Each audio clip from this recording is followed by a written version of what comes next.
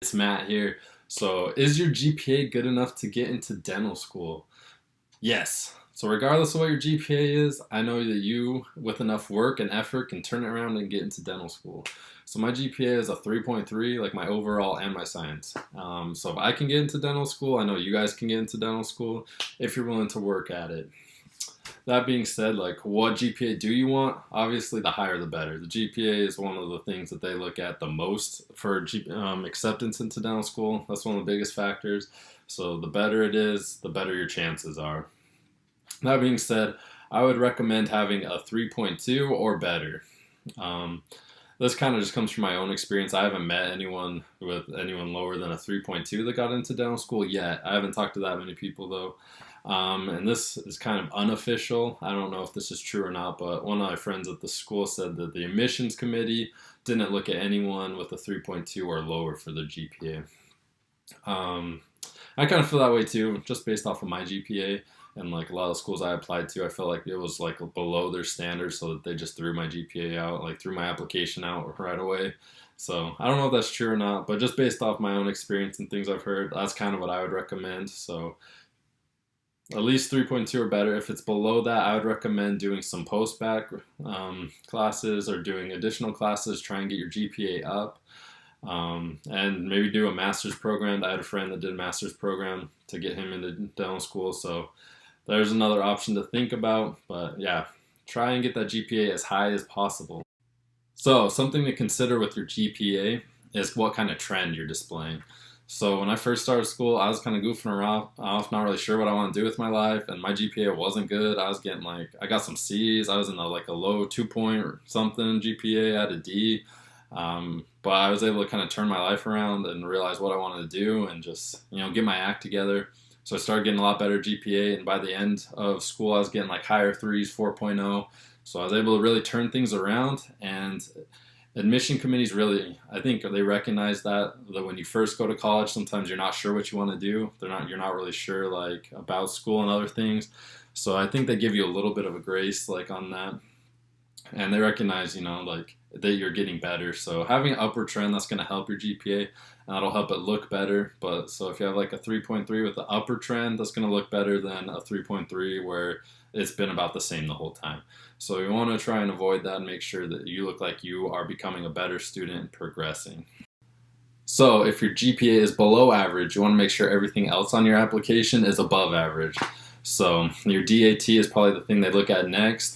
Make sure that you have an above average score. So I got a 20 on my DAT. It's not like that's amazing or anything, but it was above average for like DAT scores at the schools I was applying to. So that kind of helped balance out my GPA and help them realize like, hey, look, I can be a good student if I want to. So make sure you give yourself enough time to study for the DAT. I'd recommend some kind of course that you use. Don't just study on your own. I took DAT boot camp. I really liked that. I thought that was helpful, but you do you, whatever works for you on the DAT. Just make sure that you get a good score to help balance out your GPA.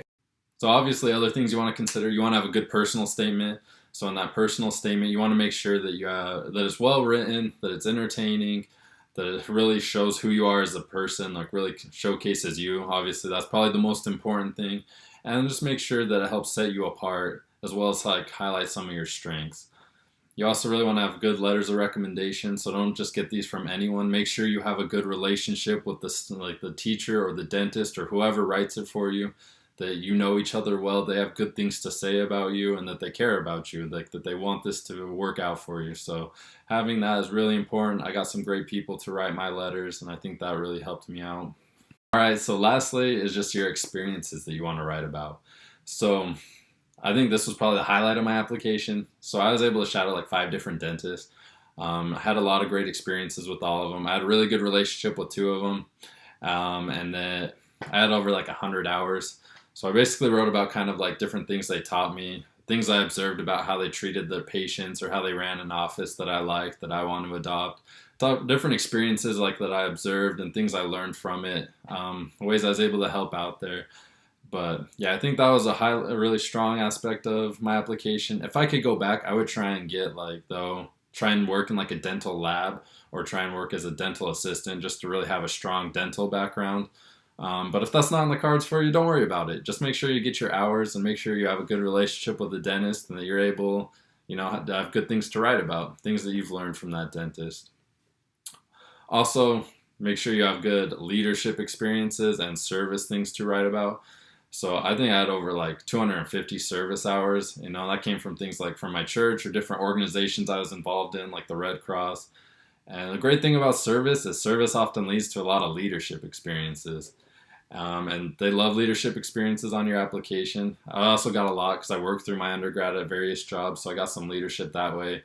So I was able to share a lot about like training new employees or just working in like a team environment, about learning about how to use like how other people's strengths and weaknesses and like how to kind of work as a team, how to delegate, how to follow, how to lead, resolving conflict, a lot of that stuff that they like to hear about.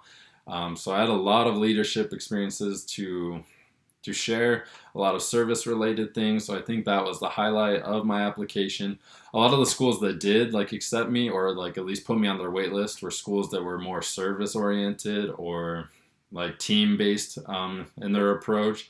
So I think that was a really strong aspect. So don't forget kind of those basic things like shadowing, service, and leadership. So that's it for now, but please subscribe to the channel. I'm going to make more videos about each of these topics and go into more details about what you can do to get you into dental school. If you guys stick with me, I'm going to do my best to help you guys get into dental school. Please let me know what you guys think of the video or any other things you would like me to cover. I really appreciate hearing back from you guys. Let me know what I can do for you. Hang in there, you guys will get into dental school.